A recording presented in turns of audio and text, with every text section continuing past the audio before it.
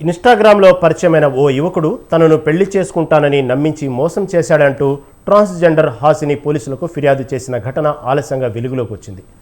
ఆందోని మండలం బైబిగేరి గ్రామానికి చెందిన గణేష్ ఎమ్మిగనూరు సమీపంలోని ఎర్రకోట కాలేజీలో బీటెక్ సెకండ్ ఇయర్ చదువుతున్నాడు. 2 ఏళ్ల క్రితం గణేష్కు హాసిని గౌడ్ అనే ట్రాన్స్జెండర్తో ఇన్స్టాగ్రామ్లో పరిచయం ఏర్పడింది.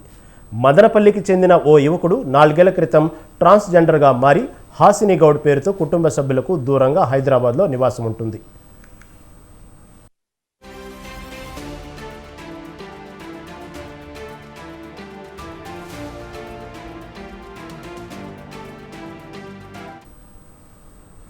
ఇన్స్టాగ్రామ్ ద్వారా హాసిని గౌడ్ గణేష్ల మధ్య ఏర్పడిన పరిచయం ప్రేమగా మారింది.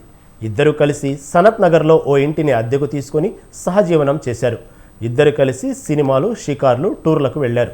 తనను పెళ్లి చేసుకోవాలని గణేష్ను గట్టిగా పట్టుపడటంతో హైదరాబాద్ నుండి కనిపించకుండా పోయాడంటూ సనత్ నగర్ పోలీస్ స్టేషన్లో ఫిర్యాదు చేసింది.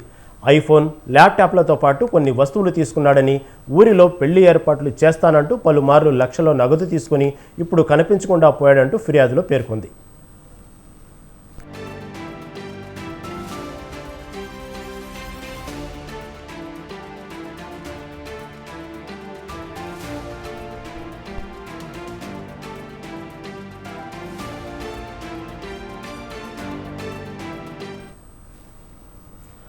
హాసిని ఫిర్యాదు మేరకు గణేష్పై 420, 417 సెక్షన్ల కింద కేసు నమోదు చేశారు.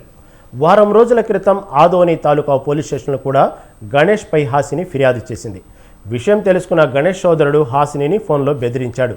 ట్రాన్స్జెండర్ని ఎవరు పెళ్లి చేసుకుంటారు, పిల్లలను ఎలా కంటారంటూ ఆగ్రహం వ్యక్తం చేశాడు. గణేష్ను వదలకపోతే చంపేస్తామంటూ బెదిరిస్తున్నారని పోలీసుల ఎదుట హాసిని మొరపెట్టుకుంది.